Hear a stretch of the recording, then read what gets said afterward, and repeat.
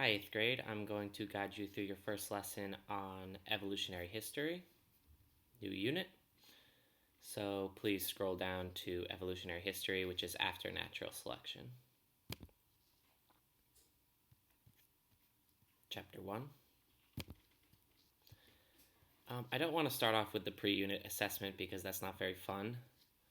So I'm going to start with the lesson 1.2 called Welcome to the Natural History Museum. As you can see, I am wearing my American Museum of Natural History sweatshirt, one of my favorite places in the world. So let's start with the warm-up.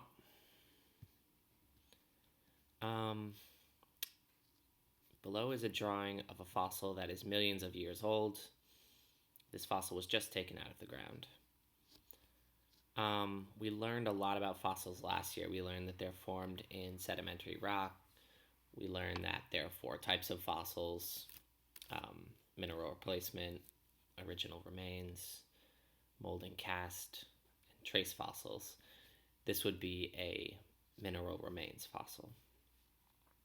So the question is, do any of this fossil's bones look like bones of other animals? This is the mystery we're trying to figure out. So look at the skull, look at the rib cage, look at the vertebrae, look at the arms. Does this fossil look like any other bones that you know?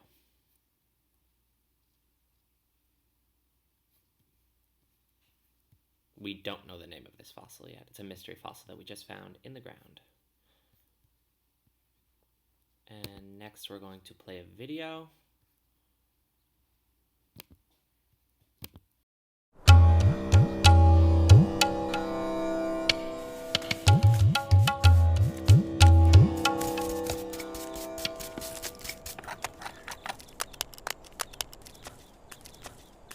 Zaheer तेरे को कुछ मिल रहा है वहाँ पे? यहाँ ये use कीजिए, मुझे लगता है यही जगह पर कुछ होगा। हाँ, यहाँ पर कुछ रखा है और कुछ। कौन फोन कर रहा है? Siddiq speaking. Andre Mosley, Natural History Museum Director. You're a hard person to reach. Apologies, I've been in my dig site in Pakistan and we've been busy excavating. Are you still arriving next week? Yes, I'll be there, and I've already shipped the selection of fossils we discussed. Great. About the shipment. Hold on 1 second. That looks interesting. Did you find a new fossil? Hello? Sorry, I have got to go. But Dr. Siddiq. यहाँ पर Dr. देखिए, Siddiq. यहाँ पर।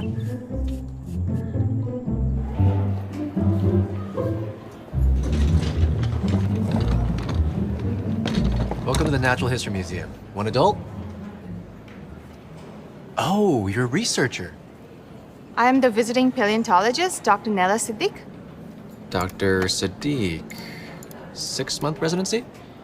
Already in the staff list. Great. Some crates should have also arrived from Pakistan with ancient mammals, crocodilian, and dinosaur fossils. Yes, it looks like they just arrived. And they are in preparation lab. That's 1 level down. Oh, great. I'll head over and get started. All right, see you around. See you.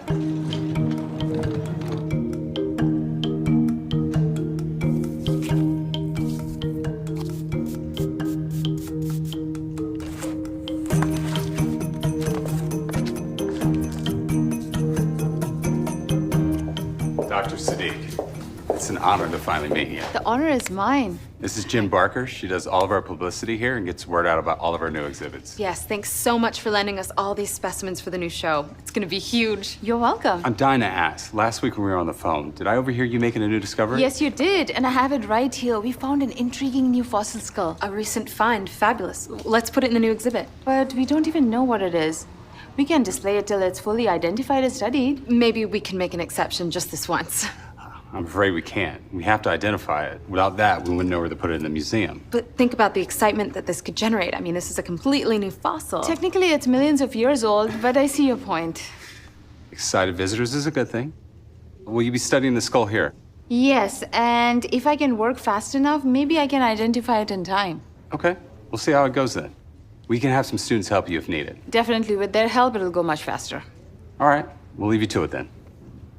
Let me know when you find out more about that mystery fossil. I will do that.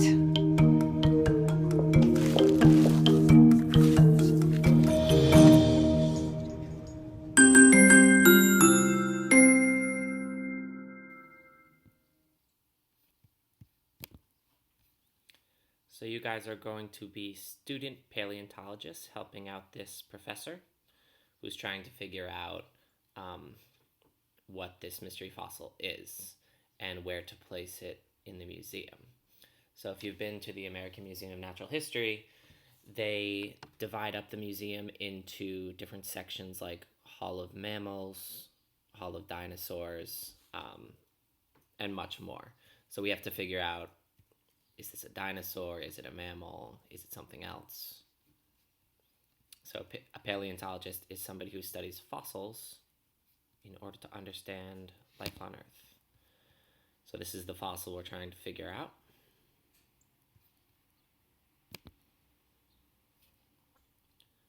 We're going to practice classifying some fossils, and we actually did some classification in 6th grade, if you remember, sorting organisms based on how they look, except this time we're going to be classifying based on internal bone structure. So remember, a species is a group of organisms that can reproduce. So we're going to be looking at 9 species. Before I get to that, I'm going to show you guys, give you some practice in looking at bones. So let's practice by looking at the bones of camel, Pakicetus, and Titanotilopus, which is a giant camel. In the camel that exists nowadays, you see it has nostrils for breathing, a pelvis, like hip bones, a radius and an ulna, and you also have these in your arm, and some distal bones, like bones that are further out. So you want to take detailed observations, not an observation like it has legs. You'll see these some similar bones between Pakicetus and the giant camel. So you see the same radius, ulna, distal bones, nostril, and pelvis. Just make sure your observations are detailed. And look for similarities between the bones.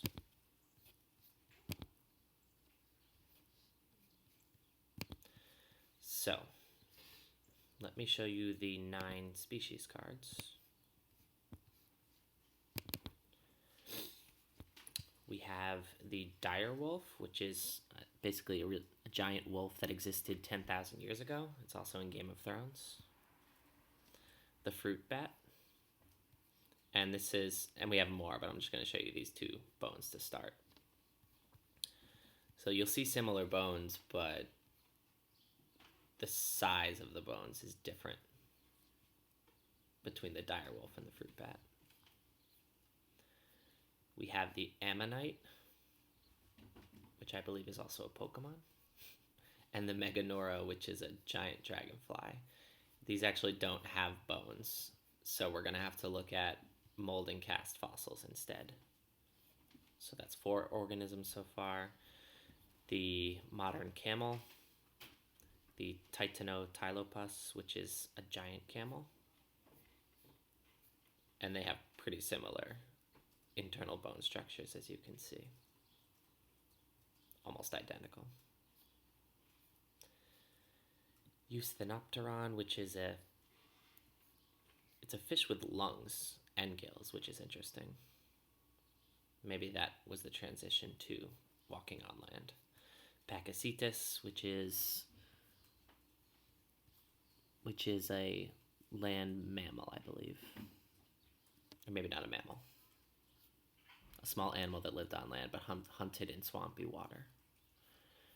And that's what the internal structures look like. In the fish, it still has some of the bones, same bones, but they're very small.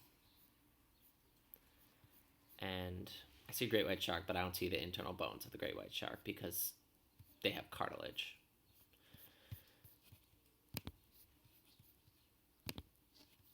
So in the Google Doc, I would just like you to explain how you would group these 9 organisms.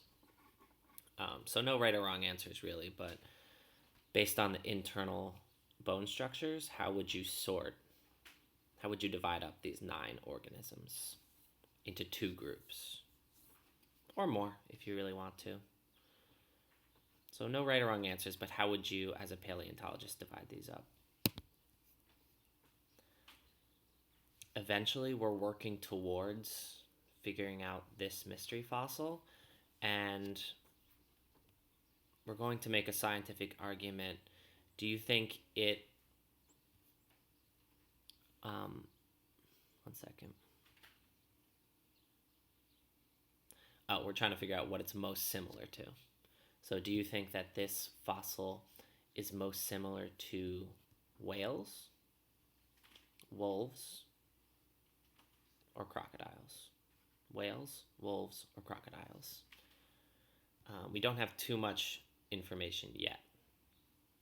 This scientific argument will be honed or improved over time.